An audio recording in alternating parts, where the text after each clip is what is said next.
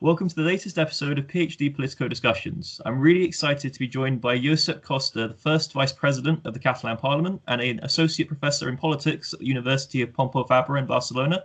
Josep, thank you so much for coming on. I really appreciate it. Thanks for inviting me. How are you doing? Are you well? Is everything okay? Well, we're in the middle of an economic crisis, health crisis, and an election that we don't know if it's going to take place or not because of the courts getting involved. So aside from that, pretty well. As good as could be given the circumstances then. So let's all right. So I really do want to talk about the election because obviously it's very interesting. But before we talk about the election in February, I really want to look back to the last election, which was in December 2017. And obviously that election took place because of the October referendum and the subsequent dissolution of the Catalan Parliament by the Spanish Constitutional Court. I'm just wondering, so at that election, a pro-independence majority was elected. It was a combination of Junts per Catalunya, Esquerra, and the CUP. So since then, in the last 3 years, definitely in the English media, the issue of Catalan independence has gone a bit quiet. I'm just wondering what's happened in the past 3 years since the last election. Well, first of all, they've been trying to silence us for a long time, and not only because we have effectively all the Catalan leadership either in prison or in exile. So that was the main objective, I suppose, of the Spanish approach. It was to try to suppress and silence our demands, and obviously, we focused quite a lot on fighting this repression, and obviously there was a new government in Madrid elected in the middle of 2018, I believe, and that government is taking a different approach in terms of how they communicate the problem, not necessarily how they deal with the problem. And so they're trying to communicate that the problem is no longer there, even though it's exactly the same. I think it's the short explanation of why this is not in the news so frequently. But we still have the majority of members of the Catalan government in 2017 in prison, and the most prominent social leaders also in prison with them. They haven't been released, even though the United Nations has called for their release many times, even though all the members of the Catalan government who are in exile have not been put in jail at all. All the European courts have refused to extradite or imprison them for all this time. So effectively, that has been the main focus of the political actors here. It has been dominating the agenda, and unfortunately, too many people are looking at this as an internal issue, as if the experience of having political prisoners in the European Union was something to be taken lightly. Am I right in saying, I just want to make sure I got this right, you have had some small successes in terms of getting some freedom for some of your members? Obviously, Carles Puigdemont was elected as an MEP. He's now allowed to return to Spain under the previous. Well, he's not actually. Sorry. He has parliamentary immunity. He can travel all over the world except Spain. So that's quite an interesting or rather scandalous situation, whereby the European Court of Justice and the European Parliament have recognized that they're members of the Parliament and enjoy full immunity as such. And the Spanish Supreme Court and the Spanish government are not respecting that, are not allowing them to come back to Catalonia or elsewhere in Spain. So that's part of the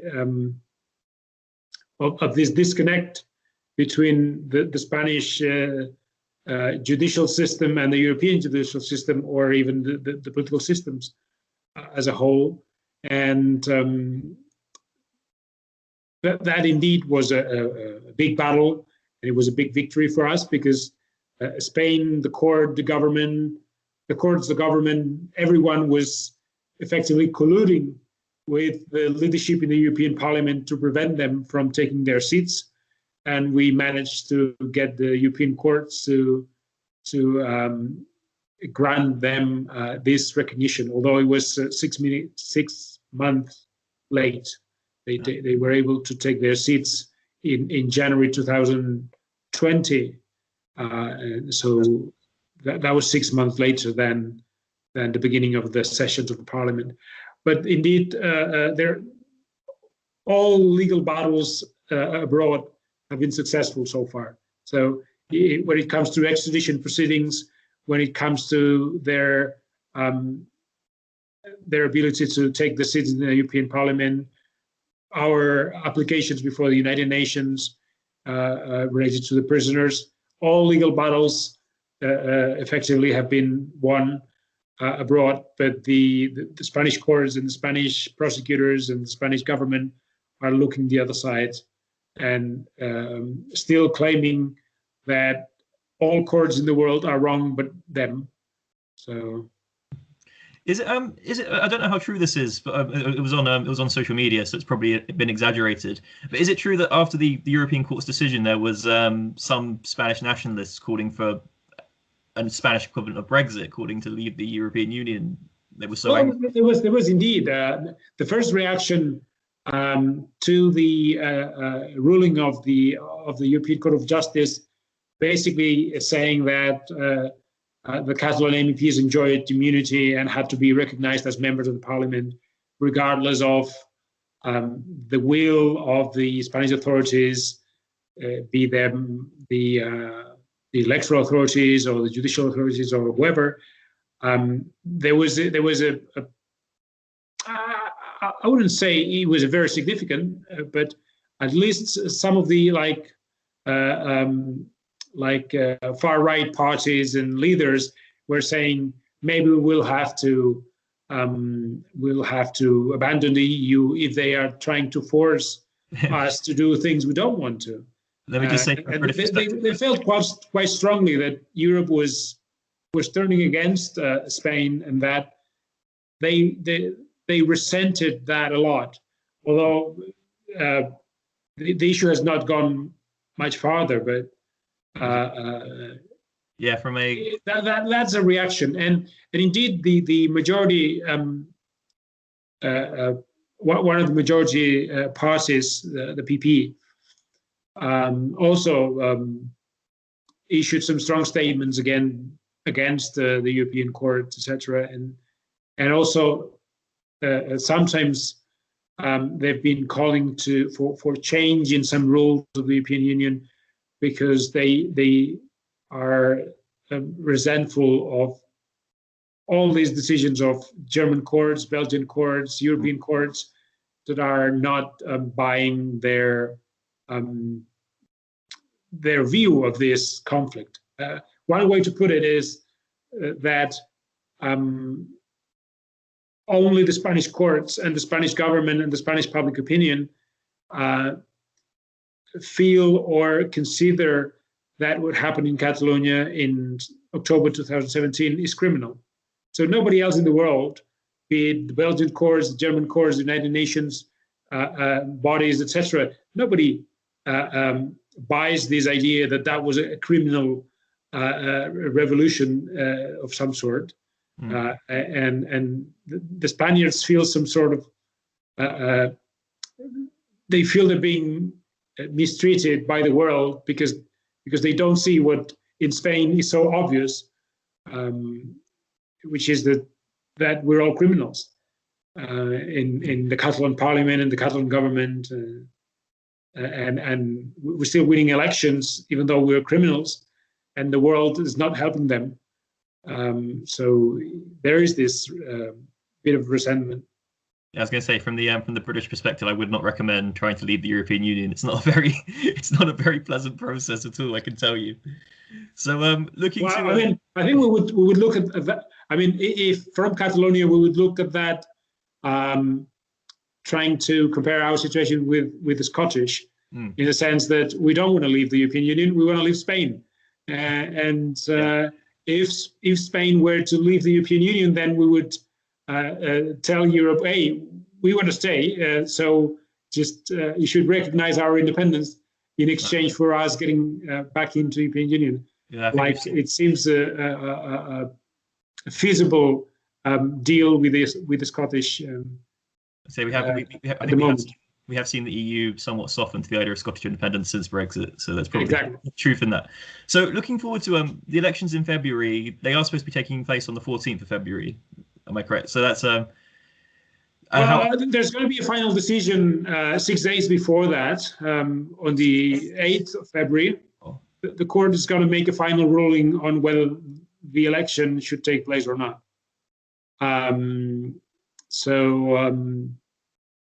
We're all working and preparing for a scenario of the elections taking place on that date, but there's no certainty as to what it would happen. Because I mean, among other things, because the pandemic is so is in such a critical moment now that we're not confident that the situation is going to be the same or worse. We don't really know.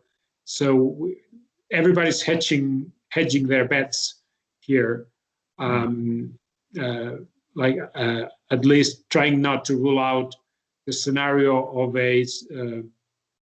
a delay of this vote, or like I don't know, next month or in 3 months, because of the pandemic. So we don't really know, because it could be that the pandemic goes worse. In that case, there's still chances that the election is going to be suspended. And if it doesn't get much worse, then it's likely that we'll vote on the 14th of February. Because there were, am I right in saying late last year there were elections in both Galicia and the Basque Country? So I'm assuming that's something to look at in terms of how to run an election during a pandemic, how to keep it safe, and how to make sure people, socially distance and whatnot while they're voting and stuff. Yes, I mean, my understanding is that there have been elections in 70 countries since the pandemic began. Yeah. So it's not such a rare thing to have. In the case of Galicia and the Basque Country, the situation was that the elections were called before the pandemic, and they were supposed to happen at the very peak of the pandemic, in April the 5th, I believe, the first week of April. And obviously nobody really was prepared for that kind of event. Situation is slightly different, as you can imagine, because we're 10 months into the pandemic. I mean, there have been elections, as you said, in many places, and so that's it.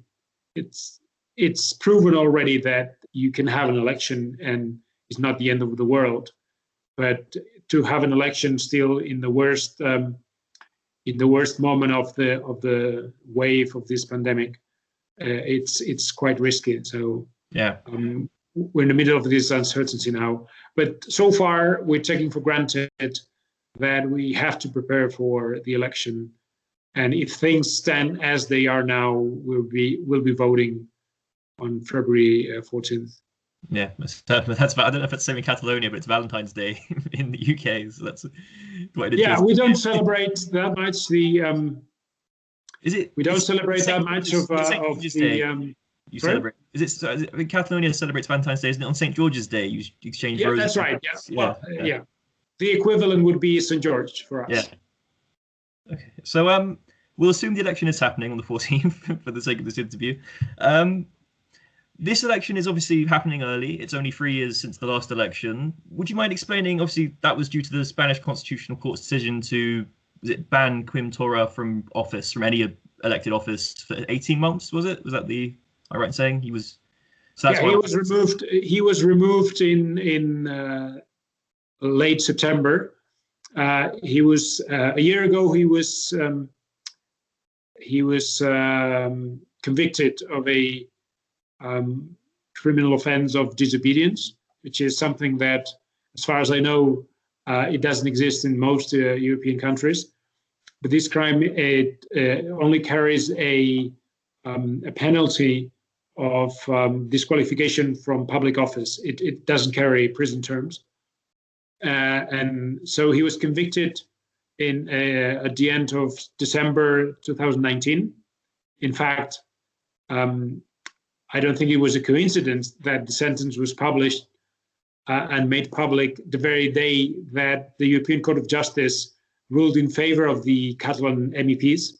Oh, okay. And then that decision was appealed, and the Supreme Court declared it final at the end of September last year. So as a result of that removal of President Torra being removed from office, and the Parliament being unable to elect another president, then that, according to our laws, that means that a new fresh election has to be called within 2 months of the Parliament's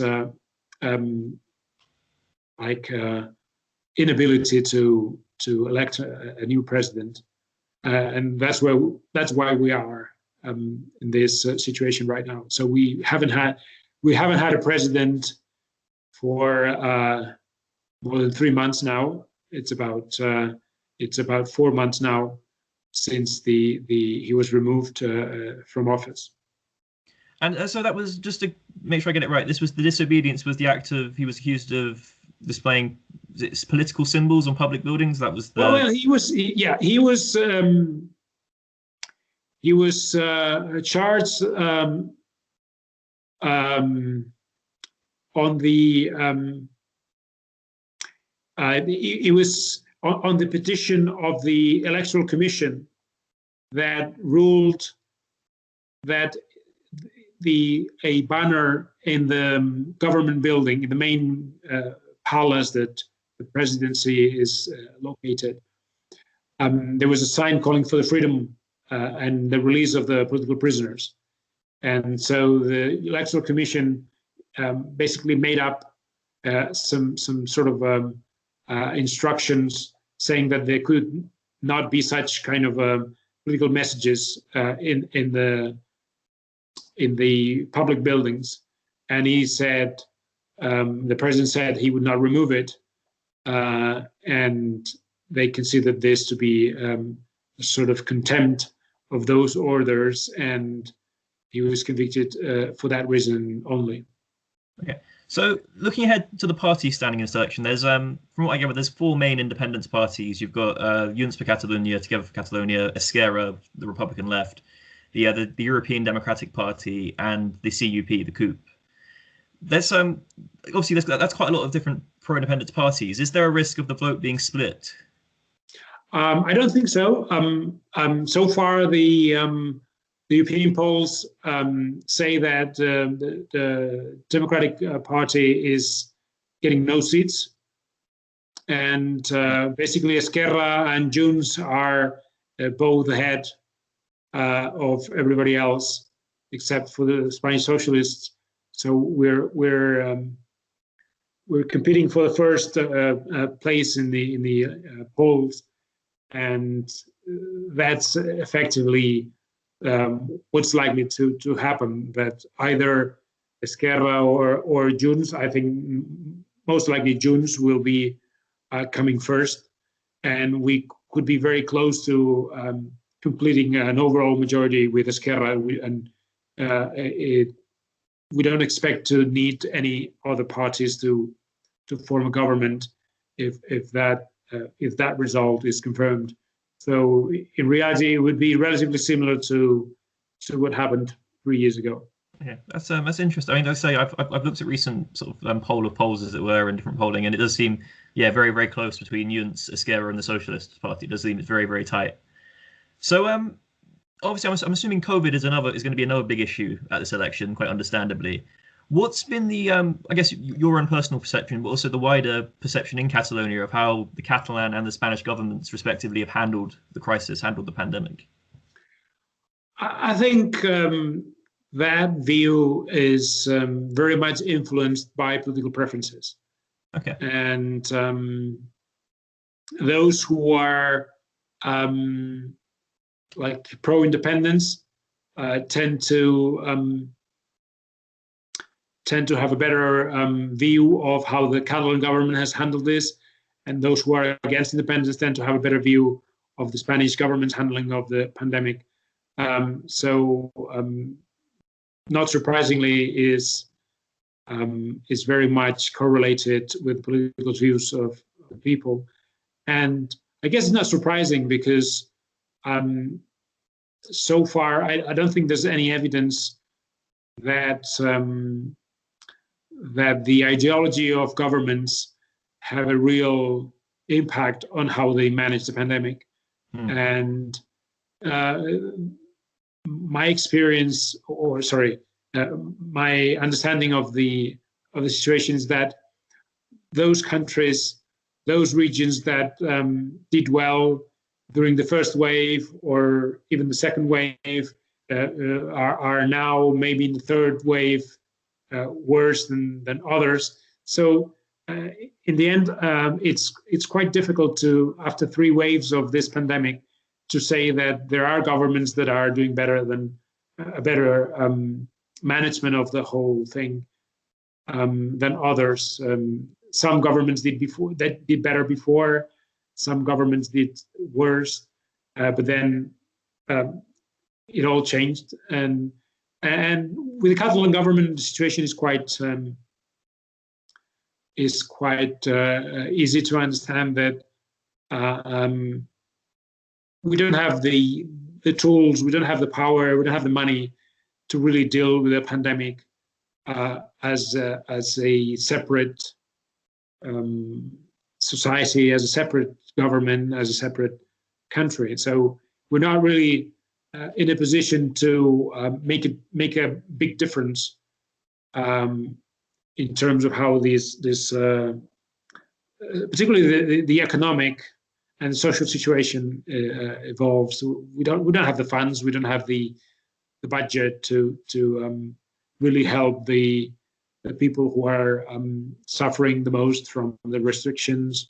We don't really have the power to make the big decisions on whether to lock down places or regions, etc. So we're doing our best, but we don't have a lot of tools to manage this crisis. It's interesting you say it's quite evenly split in terms of opinion, and just comparing to the UK, you see in places like Scotland, it seems that we've seen support for independence go up during the pandemic. Also in Wales as well, independence support has gone up, and it seems to be because people are perceiving the regional governments are performing much better in the UK. Even people who don't support independence in Scotland, for example, were saying Nicola Sturgeon's doing much better than Boris Johnson, and I find that quite interesting that hasn't happened in Catalonia. People haven't picked a side, as it were, thought, oh, this government's doing better than this government. Well, I think we don't know yet if that that's going to happen or not. At the beginning of the pandemic, there was that perception that the Catalan government was dealing with the situation much better than the Spanish government.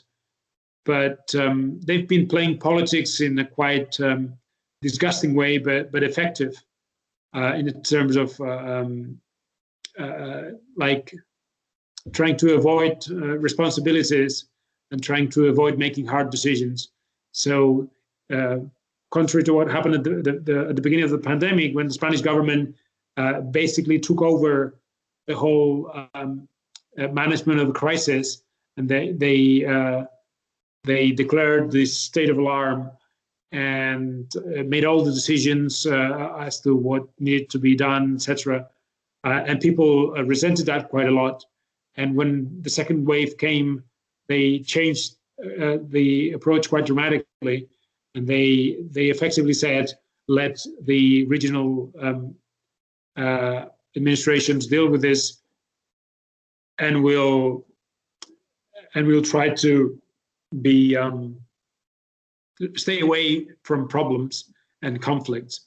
And so that has harmed our ability to manage, because we don't have the money, we don't have the tools, we don't have the powers, but people are, I think, to a larger extent, blaming the Catalan government for the decisions that are made, even though we don't have the real power to manage the situation. I mean, if we considered that a lockdown was needed, we don't have the powers to pass that or to enforce that. It would have to be the Spanish government. And another difference, obviously, is that so first reason for that would be that the different waves of the pandemic have been managed very differently. And second reason would be that I think the Catalan society is quite polarized in terms of public opinion. And so effectively, most people have made up their minds about the issue of independence. And rather than changing their views about independence due to other considerations, they seem to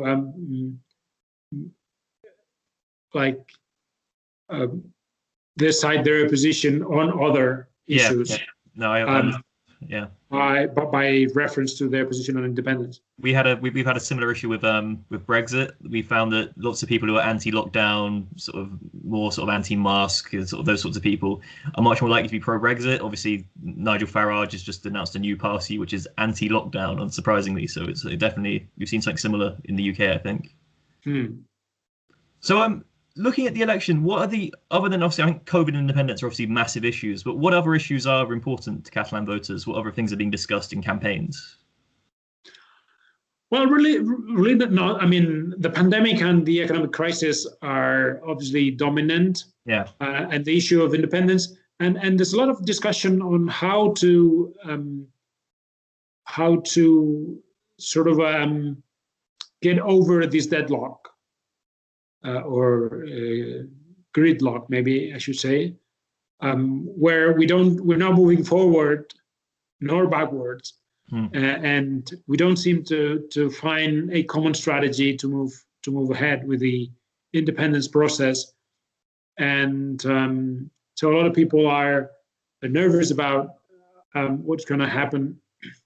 There's a lot of discussion, obviously, about the issue of amnesty for prisoners and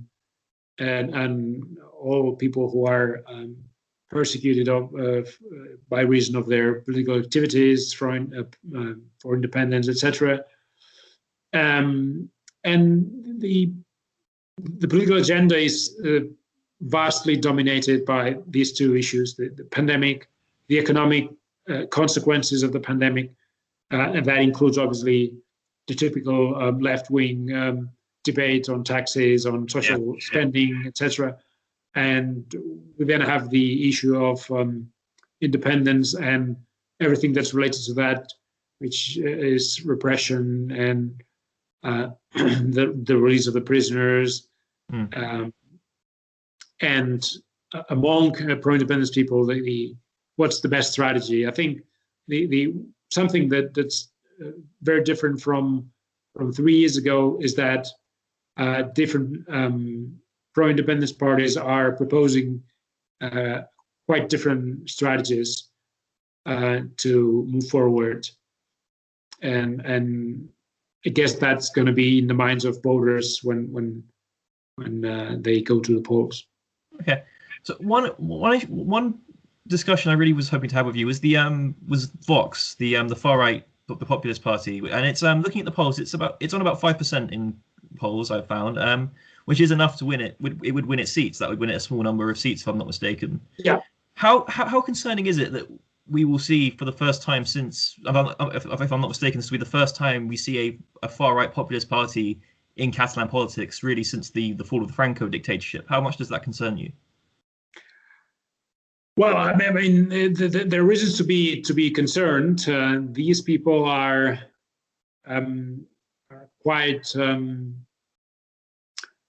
are quite direct in their language and the way they confront issues and so on.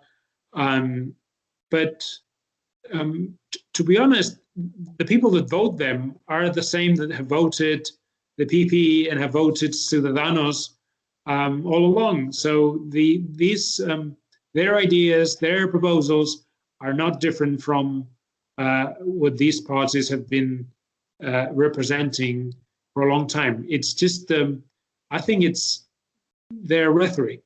It's their rhetoric is quite how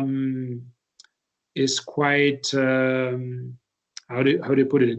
It's a harsh rhetoric that's that will obviously, if they are in the Catalan Parliament, we'll have to see how we deal with that, because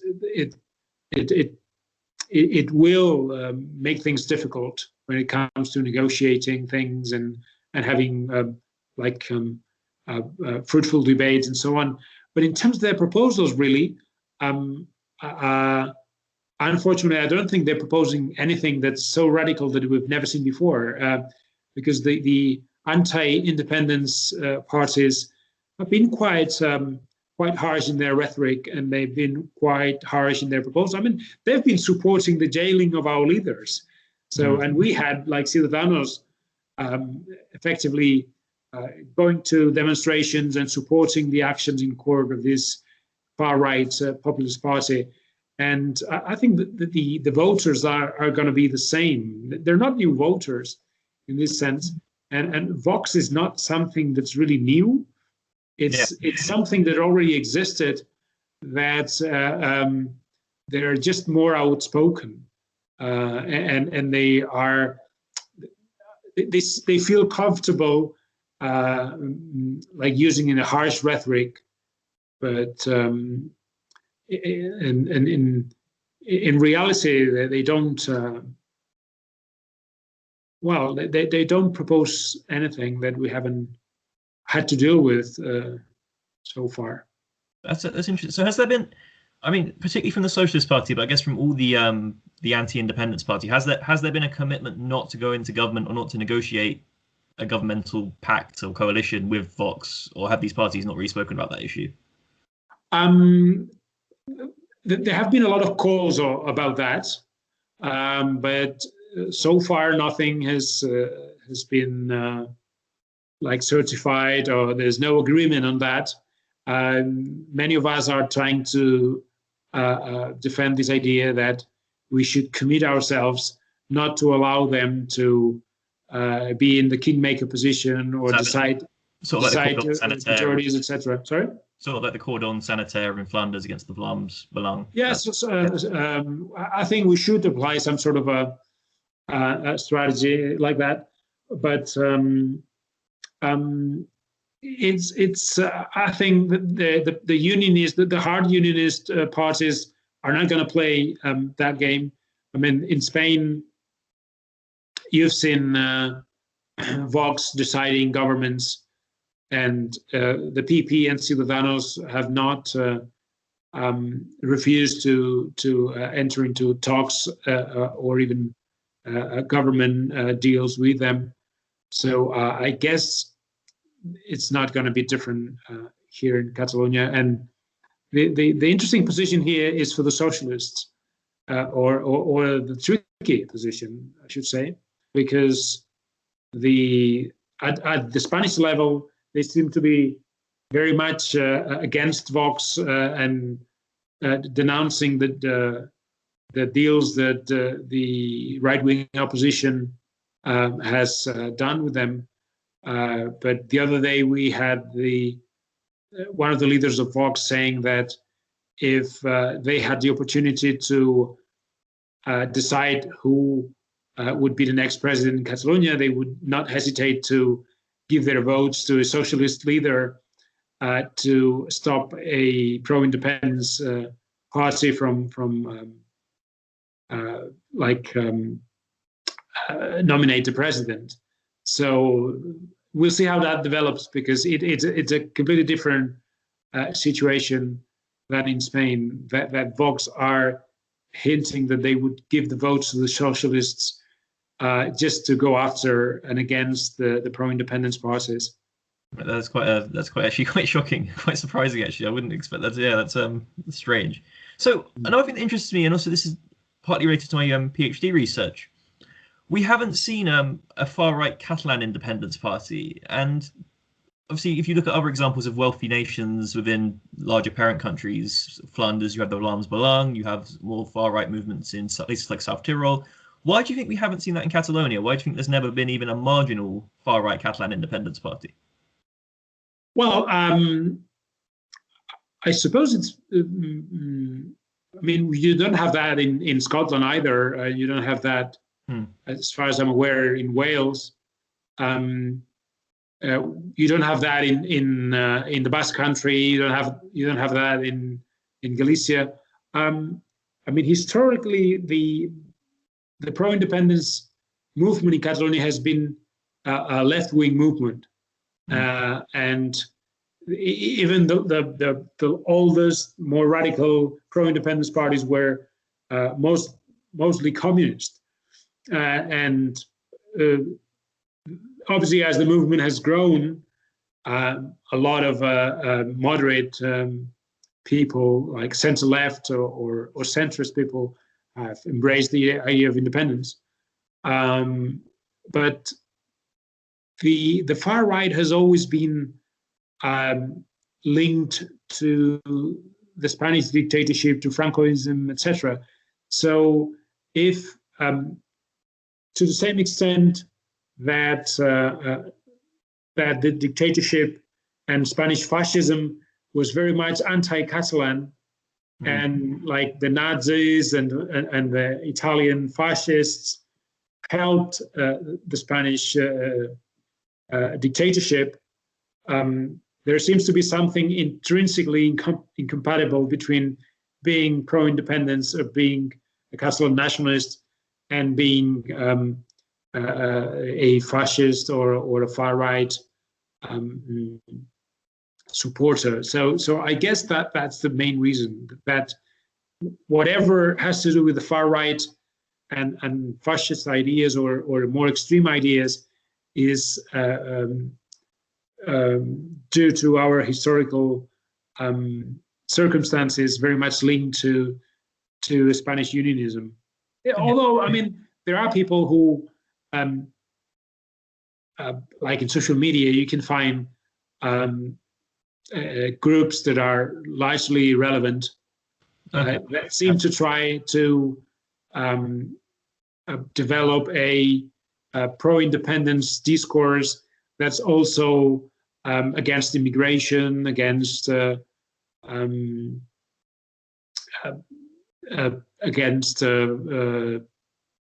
feminism, against LGBT rights, etc. So, but it's really not getting traction.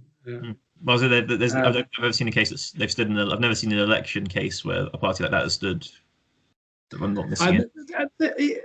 It's likely that we'll have one this time, but we'll see. They're trying to deny that they are far right at all, but we'll see what kind of discourse they will try and make.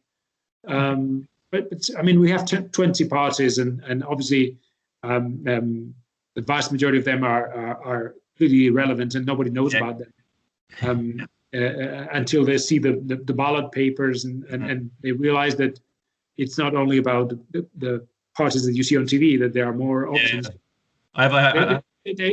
They will get absolutely no seats and have no chance of getting a substantial number of votes. But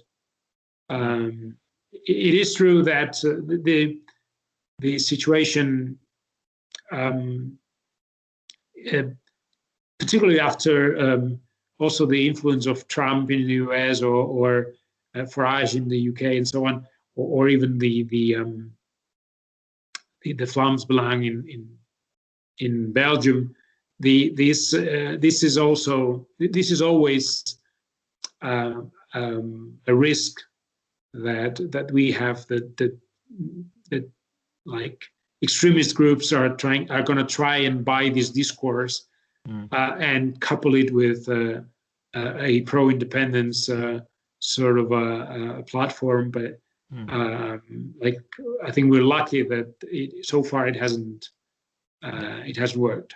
And hopefully that continues. I wouldn't like to see that happen.